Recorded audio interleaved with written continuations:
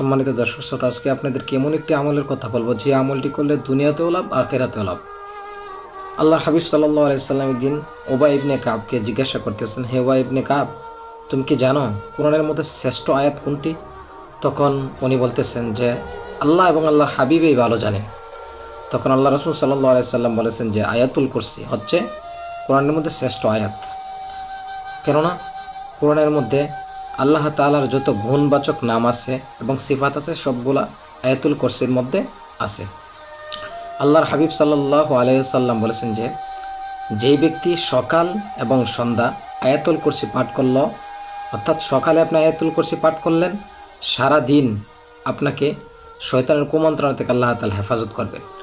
এরপরে যদি আপনি সন্ধ্যায় আয়াতুল কুরসি পাঠ করেন, তাহলে আল্লাহ তাআলা সারা রাত আপনাকে শয়তানের যত কুমন্ত্রণা আছে, শয়তানের যত সব কুমন্ত্রণা থেকে আল্লাহ তাআলা আপনাকে রক্ষা করবেন।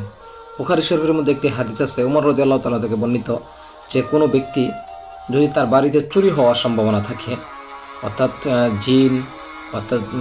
জিনের আসর চুরি হওয়ার সম্ভাবনা থাকে তার বাড়ির মধ্যে, যদি সে ব্যক্তি আয়াতুল কুরসি পাঠ করে, তাহলে আল্লাহ তাআলা তাকে জিনের আসর থেকে এবং চুরি থেকে হেফাজত করবেন।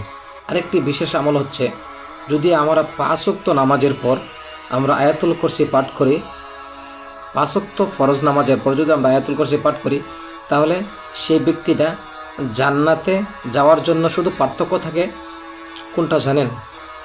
শুধু জীবিত ব্যক্তি কিন্তু জান্নাতে যাইতে পারে না। ব্যক্তিটা মারা যায়, সাথে সাথে জান্নাতে চলে যায়, অর্থাৎ জান্নাতের মধ্যে আর ব্যক্তির মধ্যে শুধু পর্দাটা থাকে মৃত। ব্যক্তিটা যখন মারা যায় সাথে সাথে জান্নাতে চলে যায়। সুবহানাল্লাহ। আল্লাহ তাআলা যেন আমাদেরকে এই আমলটি করে যেতে পারি, আল্লাহ তাআলা যেন আমাদেরকে তৌফিক দান করেন, আমিন।